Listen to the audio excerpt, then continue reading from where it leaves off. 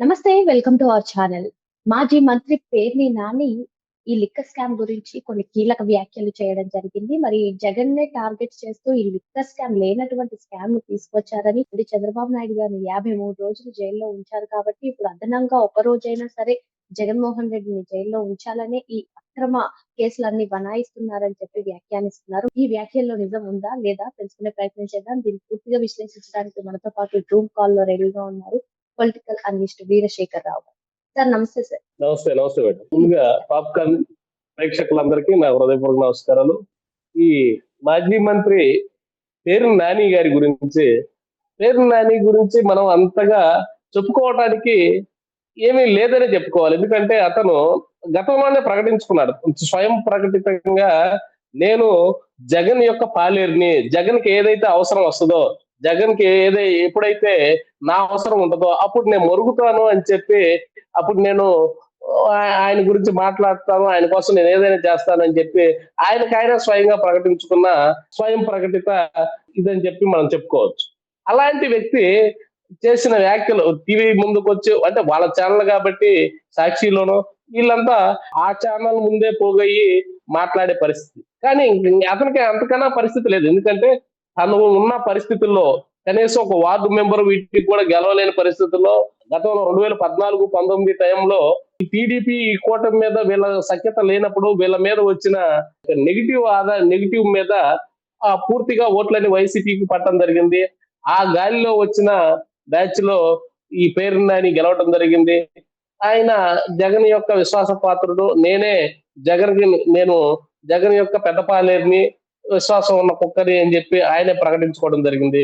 అలాంటి వ్యక్తి జగన్ కి అవసరం వచ్చినప్పుడు, జగన్మోహన్ రెడ్డి ఈ లిక్కర్ స్కామ్ లో ఎవరైతే బయటపడబోతున్నారో అలాంటి టైంలో జగన్మోహన్ రెడ్డి గారికి జగన్మోహన్ రెడ్డి గారు ఇందులో ఇరుక్కోబోతున్నారు, జగన్మోహన్ రెడ్డి గారి దీంట్లో అరెస్ట్ కాబోతున్నారు అనే విషయం అనేది బయటకు వచ్చిన తర్వాత ఖచ్చితంగా మొరగాల్సిందే, ఆయన మాట్లాడాల్సిందే. ఎందుకంటే ఆయన ప్రతిఫలం పొందాడు. తన అర్హత ఉన్నా లేకపోయినా ఓ పదవి ఇచ్చారు. ఆ పదవి ఇచ్చినందుకు గాను ఈయన మొరగాల్సిన పరిస్థితి ఉంది. ఆయనే, మనం అంటాం కాదు కదా, ఆయనే ప్రకటించుకున్నాడు కదా నేను పెద్దపాలేరుని. మరి పెద్దపాలేరు మొరగపోతే ఊళ్ళో వాళ్ళు ఎవరన్నా మొరుగుతారా? సహజమే కదా, పెద్దపాలేరు మొరగటం అనేది సహజమే. కాబట్టి అలా మురిగే వాటి గురించి, అరిసే వాటి గురించి మనం మాట్లాడుకోవటం కూడా, టీవీ డిబేట్ల ముందు మాట్లాడుకోవటం కూడా చాలా నీచంగా ఉంటుంది. ప్రజలందరూ కూడా ఇలాంటి వాళ్ళని చూసి పూర్తిగా అసహించుకుంటున్నారు.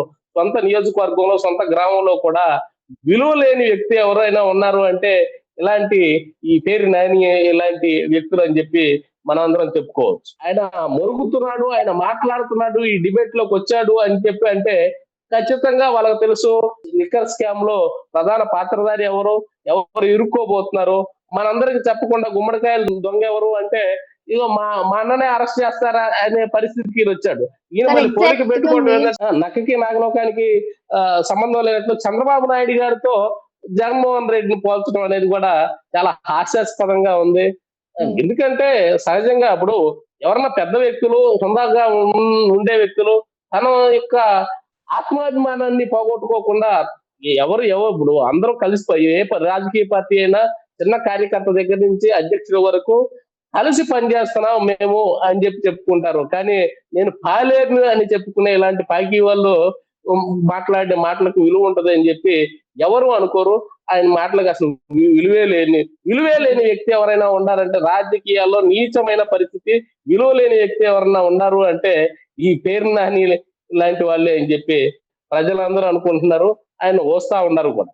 ఎగ్జాక్ట్ గా మీరు చెప్పినట్టుగానే ఈ పేరుని నాని అసలు జగన్మోహన్ రెడ్డి అరెస్ట్ అవుతారు. సో క్యాడర్ ని బలోపేతం చేయాలనే మనతోనే ఆయన బయటకు వచ్చి ఇటువంటి వ్యాఖ్యలు చేస్తున్నారని చెప్పి పలువురు రాజకీయ విశ్లేషకులు చెప్తున్నారు. మరి మీరేమంటారు? ఖచ్చితంగా ఇప్పుడు పేరు నాని బయటకు వచ్చాడు అంటారు. జగన్మోహన్ రెడ్డి ఎప్పుడైతే అరెస్ట్ కాబోతాడో, జగన్మోహన్ రెడ్డి ఈ లిక్కర్ స్కామ్ లో పూర్తిగా ఆయన పేరు బయటకు రాబోతుంది. ఎప్పుడైతే ధనంజయ రెడ్డి వీళ్ళంతా బయటికి లోపలికి వెళ్ళిపోయారో ఖచ్చితంగా నెక్స్ట్ వచ్చే పేరు జగన్మోహన్ రెడ్డిది. ఇలాంటి టైంలో మొరగాల్సిన ఎవరున్నారు ఆయన తరపున మాట్లాడటానికి అంటే, ఆయన తరపున ఎవరూ లేకుండా పోయారు. సొంత బాబాయి లేరు, సొంత తల్లి లేదు, చెల్లి లేదు, ఎవరు లేకుండా పోయారు. ఎవరు కాకుండా చేసుకున్నాడు. కానీ ఇప్పుడు ఎవరైతే ఆ అర్హత లేకుండా పదవులు తీసుకొని ఆయన దగ్గర పాలేరులుగా పనిచేశారు.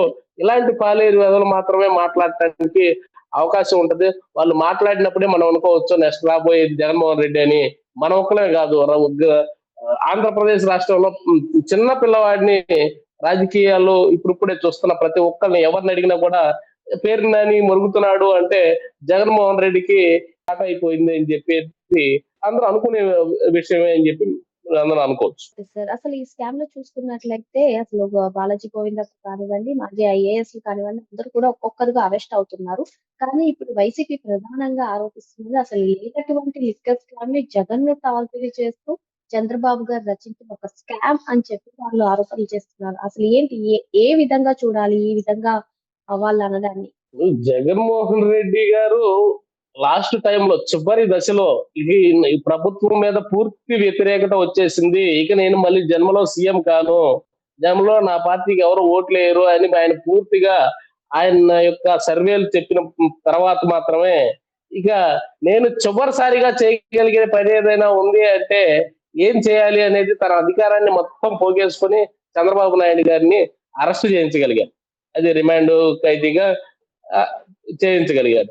అది మాత్రమే లాస్ట్ లో ఆయన చేయగలిగారు. దాని వల్లనే చంద్రబాబు నాయుడు గారి మీద ఉన్న అభిమానులు కానివ్వండి, అలాగే చంద్రబాబు నాయుడు గారికి తోడైన చంద్రబాబు నాయుడు కోసం తను గతంలో వాళ్ళు చేసిన అవమానాలన్నిటి దిగమింగి ఈ రాష్ట్రానికి ఒక మంచి దిక్సూచిగా ఒక మంచి నాయకత్వం కావాలి, ఒక మంచి ప్రభుత్వం కావాలి, మంచి పరిపాలన కావాలి, అనుభవం ఉన్న నాయకులు కావాలి అని వచ్చిన పవన్ కళ్యాణ్ గారి యొక్క రాజకీయ చతురతతో ఈ కూటమి ఏర్పడటం జరిగింది.